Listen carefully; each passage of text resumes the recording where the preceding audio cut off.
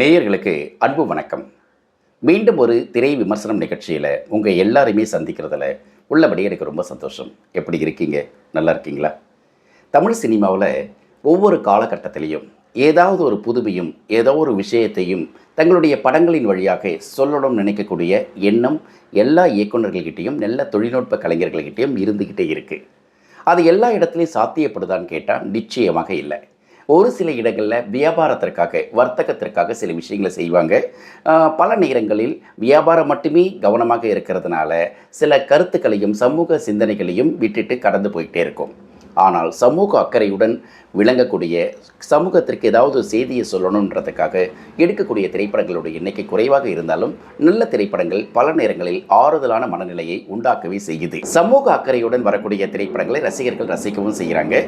அப்படிப்பட்ட ஒரு சினிமாவினுடைய விமர்சனத்தை தான் இன்னைக்கு நம்ம பார்க்க போகிறோம். நிகழ்ச்சிக்கு போலாமா?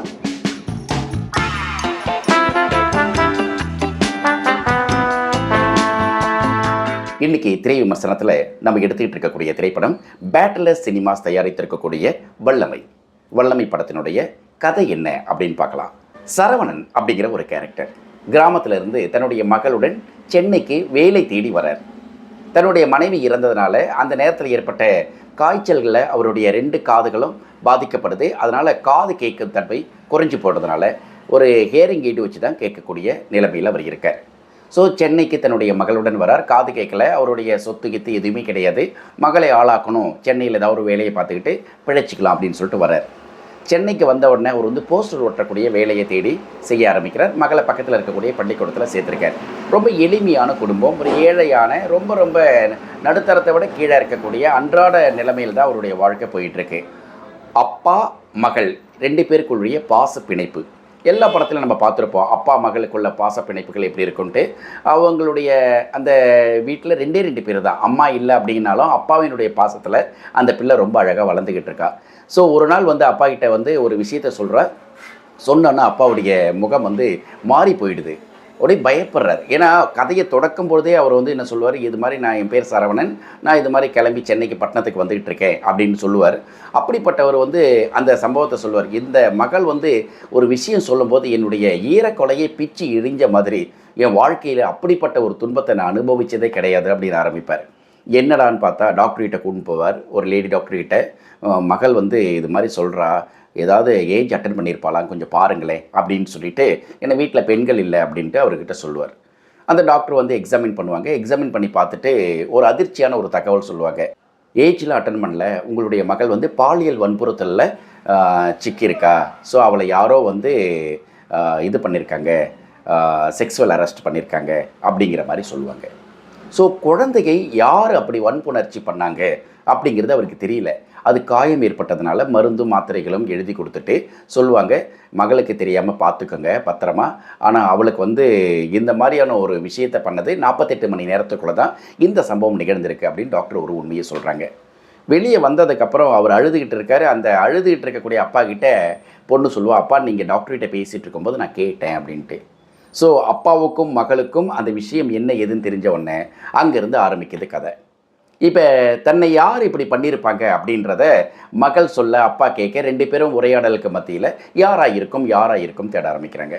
தேட ஆரம்பிக்கும் போது வீட்டுக்கு பக்கத்தில் ஒரு பையன் இருக்கான். அந்த பையன் பெட்ரோல் திருட ஒரு பொறுக்கித்தனமாக சுற்றிக்கிட்டு இருக்கக்கூடிய பையன். ஸோ அந்த பையன் பெட்ரோல் திருடுறதா அவனுடைய வேலை. பாபு அப்படிங்கிற கேரக்டர். இந்த சரவணனுடைய மகள் பூமிகா சின்ன பிள்ளை இல்லையா, பள்ளிக்கூடத்தை படிக்கிற குழந்தை. ஏதோ கூல்ட்ரிங்க்ஸில் மயக்க மருந்து கொடுத்தோ சாக்லேட்டில் கொடுத்தோ அவளை மயக்கப்படுத்திட்டு தான் இவர் பண்ணியிருப்பாங்க அப்படின்னு டாக்டர் சொன்னதுனால இப்போ யாராக இருக்கும், ஒருவேளை இந்த பையன் பண்ணியிருப்பானா அப்படின்னு சொல்லிட்டு யோசிக்கிறாங்க. அப்புறம் பார்த்திங்கன்னா பள்ளிக்கூடத்தில் ஒரு ஆனுவல் டே நடக்கும். அதில் சக்கரவர்த்தின்னு சொல்லிட்டு ஒரு தொழிலதிபர் பள்ளிக்கூடத்துக்கு 50 லட்சம் ரூபாய் கொடுத்துருப்பார். அதனால் அது பள்ளிக்கூடத்துக்கு பேரை சக்கரவர்த்தி அரசு உயர்நிலைப் பள்ளி அப்படின்ற மாதிரி பெயர் மாற்றத்துக்காக ஒரு விழா நடத்துவாங்க. அந்த விழாவில் பூமிகா இந்த சரவணனுடைய மகள் பரதநாட்டியம் ஆடுறதா பிளான்.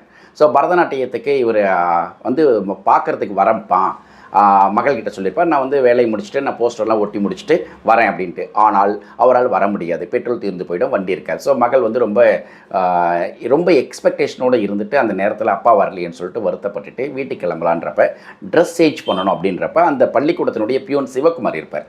ஸோ அவர் சொல்லுவார், இது மாதிரி நீ ட்ரெஸ் சேஞ்ச் பண்ணிவிட்டு போ அப்படின்ட்டு. ட்ரெஸ் சேஞ்ச் பண்ணுறதுக்கு போனால் அந்த ரூம் மூடி இருக்கும்.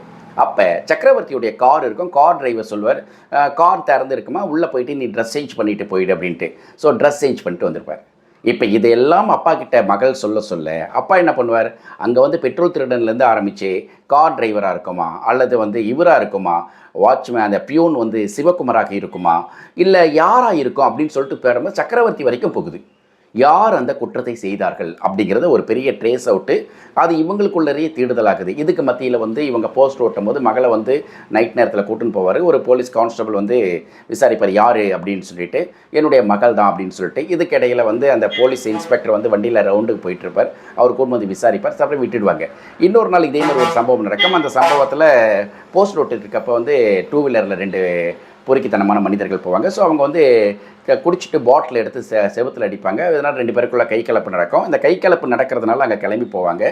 ஸோ கிளம்பி போனோமே போலீஸ் ஸ்டேஷனில் அவர் விசாரிக்கப்படுவார்.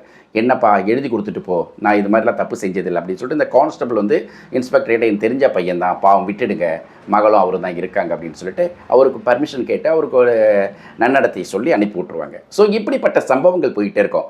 ஆனால் இந்த குழந்தை பாலியல் வன்புறுத்தலால் பாதிக்கப்பட்டதுக்கு யார் காரணமாக இருக்கும் அப்படின்னு சொல்லிட்டு ஒரு பெரிய ட்ராக் போடுவாங்க. அப்போ அவங்கள தீர்த்து கட்டணும், அவங்கள சாகடிச்சிருப்பா அப்படின்னு சொல்லிட்டு பூமிகாவுடைய மகள் வந்து சரவணன்கிட்ட சொல்ல, இவங்க எந்த சின்ன பிள்ளையாச்சே இருந்தாலும் இவர்களுக்குள்ளார ரொம்ப எளிய மனிதர்கள், எப்படியாவது அந்த தப்பு செஞ்சதை வந்து செஞ்சு தான் ஆகணும், அவனை கொன்னுடணும் அப்படின்னு சொல்லிட்டு பிளான் பண்ணுறாங்க.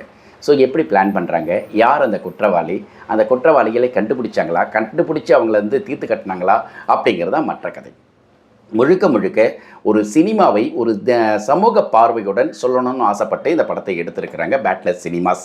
ஸோ படத்தினுடைய கதை இதுதான். வல்லமை தாராயோ இந்த மானுடம் பயனுற வாழ்வதற்கு அப்படின்னு சொல்லிட்டு மகாகவி சுப்பிரமணிய பாரதி சொன்னார் இல்லையா. ஸோ அந்த வாக்கியத்தை ரொம்ப அழகாக வல்லமை அப்படிங்கிற பெயரோடு வச்சிருக்கிறதுனாலவே இந்த படத்தை வந்து நம்ம கம்பீரமாக பார்க்க தோணுச்சு ஒன்று. ஸோ இந்த படத்தினுடைய கதாபாத்திரங்கள் பார்க்குறப்ப சரவணன் அப்படிங்கிற கேரக்டர் வந்து பிரேம்ஜி நடிச்சிருக்கார்.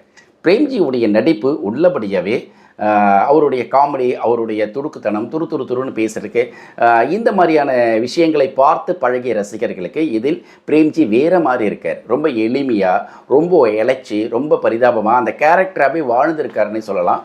அந்த முகமும் அவருடைய அந்த டைலாக் டெலிவரி, அப்புறம் வந்து அவர் நடந்து போகிறது, அப்புறம் வந்து அந்த எளிய உடம்புலேயே வந்து வில்லனோட சண்டை போடுறது, அப்புறம் வந்து இன்னொரு பக்கம் பார்த்திங்கன்னா தன்னுடைய மகளை பாதுகாக்கணுன்றதுக்காக ஸ்ட்ரீட்டில் போன 2 பேர்கிட்ட ஃபைட் பண்ணுற இடத்துல அவர் காட்டக்கூடிய எஃபர்ட்டு, ரொம்ப ரொம்ப ரொம்ப சாதாரண மனிதனாக வாழ்ந்திருக்கிறார் பிரேம்ஜி இந்த படத்தின் மூலமாக. ஸோ அதனால் சரவணனாகவே அவர் இருக்கார் அப்படின்றதில் எந்த மாற்று கருத்துமே இல்லை.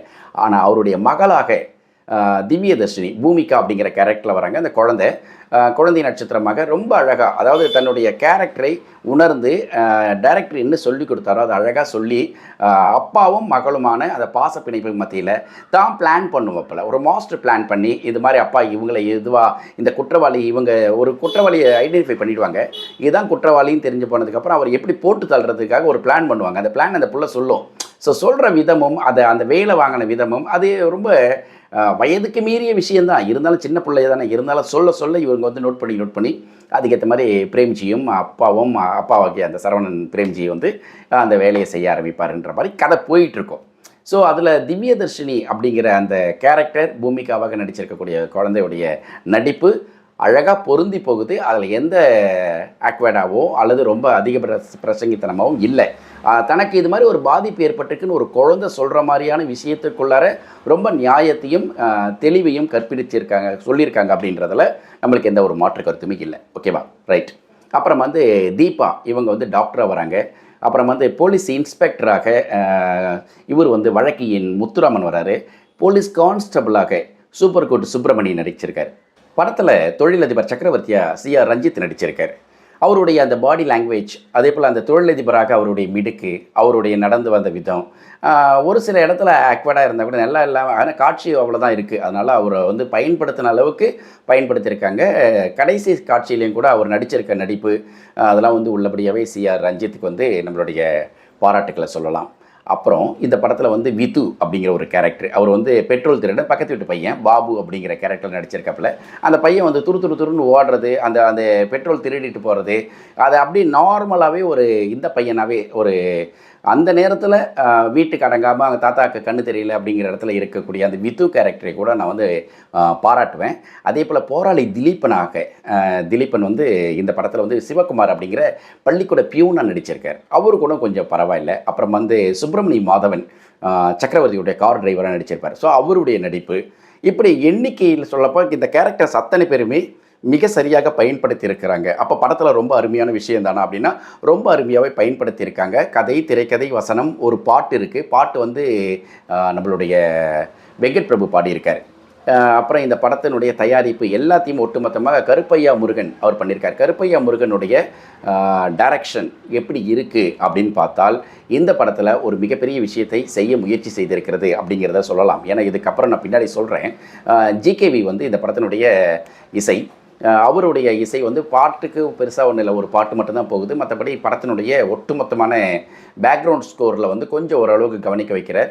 அதே மாதிரி சூரஜ் நல்லுசாமி வந்து ஒளிப்பதிவு, ராத்திரி நேர எஃபெக்ட்டு, அப்புறம் வந்து ஒரு கிராமப்புறத்துலேருந்து கிளம்பி வந்துட்டாங்க. சென்னை தான், ராத்திரி ஃபுல்லாக சென்னை, போஸ்ட் ஓட்டக்கூடிய இடம், அப்புறம் வந்து அவங்க தங்கியிருக்கக்கூடிய வீடு, அந்த வீட்டில் ராத்திரி நேரத்தில் மொட்டை மாடியில் வந்து படுத்துட்டு அப்பா பொண்ணும் வந்து பேசிக்கக்கூடிய அந்த உரையாடல் சந்தர்ப்பத்தில் ஏற்படக்கூடிய விஷயம், இதெல்லாம் வந்து பார்த்திங்கன்னா இயல்பான கேமரா தான், பெருசாக சொல்லிக்கிற மாதிரி இல்லை. சூரஜ் நல்லுசாமி செய்திருக்கிறார், அப்படி தான் சொல்லணும். சி கணேஷ்குமார் வந்து படத்தினுடைய படத்தொகுப்பாளர்.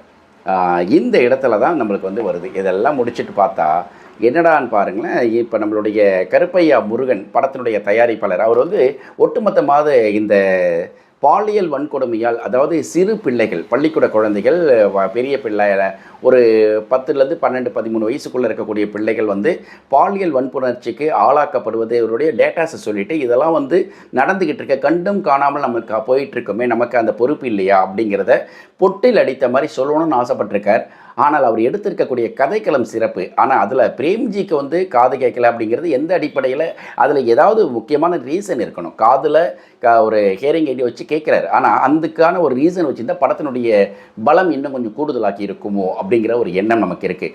அதே மாதிரி ஒரு தனக்கு ஏற்பட்ட பாதிப்பை மகள் பேசுகிறது ஒரு சிறப்பு, அது இல்லைன்னு சொல்ல முடியாது. தனக்கு ஏற்பட்டதை அப்பாவும் பொண்ணும் வந்து உரையாடி கொள்வதற்கான ஒரு களத்தை உருவாக்குனதே ஒரு பெரிய விஷயம்.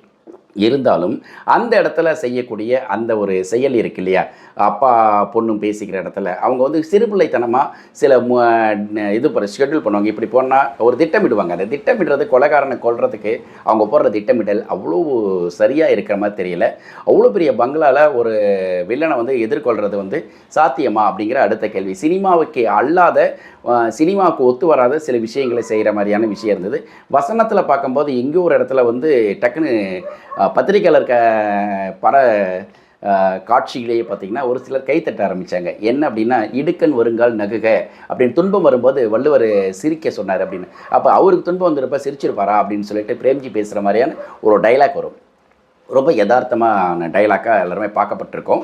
உள்ளபடியே அந்த மாதிரி விஷயங்களை கவனிக்க வச்சிருக்கு. ஆனால் ஒட்டுமொத்தமாக வல்லமை தாராயோ இந்த மானுடம் பயனுற வாழ்வதற்கே அப்படிங்கிற மாதிரி எளிய மனிதருக்கு வல்லமை ரொம்ப ரொம்ப அவசியம் அப்படிங்கிறத சொல்லணுன்றதும், பாலியல் வன்புணர்ச்சிக்கு ஆட்பட்டு இருக்கக்கூடிய பெண் பிள்ளைகளை பெற்றவர்களும் சரி, பெண் பிள்ளைகளை பாதுகாப்பாக பார்த்துக்கணும் அப்படிங்கிற ஒரு எண்ணத்தையும், ஒரு கவன தட்டி லேசாக இப்படி ஒரு சம்பவம் நடக்குது பார்த்துக்கோங்க அப்படிங்கிறதையும் ஒரு கதையின் வழியாக சொல்ல முயற்சி பண்ணியிருக்கிறாங்க. அது பெரிய வெற்றியை கொடுத்ததா அப்படிங்கிறத தாண்டி நல்ல முயற்சிக்காக நம்ம மனம் விட்டு பாராட்டலாம். வல்லமை திரைப்படத்தை தியேட்டரில் போயிட்டு ஒரு தடவை நீங்கள் பார்க்கலாம். ஸோ கண்டிப்பாக உங்களுடைய பார்க்கக்கூடிய திரைப்பட வரிசையில் வல்லமையை சேர்த்துக்கங்க. சரியா? படத்தை பற்றின வேறு ஏதாவது கருத்துக்கள் சொல்ல பிரியப்பட்டீங்கன்னா, இந்த படத்துக்கு என்ன மார்க் போடணும்னு நீங்கள் பிரியப்பட்டீங்கன்னா இந்த கமெண்ட் செக்ஷனில் கீழே வந்து கமெண்ட் பண்ணுங்கள். இந்த விமர்சனத்தை பற்றி உங்களுடைய கருத்து என்ன அப்படிங்கிறதையும் எனக்கு தெரியப்படுத்துங்க. சரியா? மீண்டும் அடுத்த ஒரு திரை விமர்சனம் நிகழ்ச்சியில் இன்னொரு ஆகச்சிறந்த ஒரு படத்தினுடைய விமர்சனத்துடன் உங்களை சந்திக்கிறேன். அதுவரை அன்பு வணக்கங்களையும் வாழ்த்துக்களையும் சொல்லி விடைபெற்றுக் கொள்கிறேன். என்றும் உங்கள் நேசத்திற்குரிய Naga. See you. Bye bye.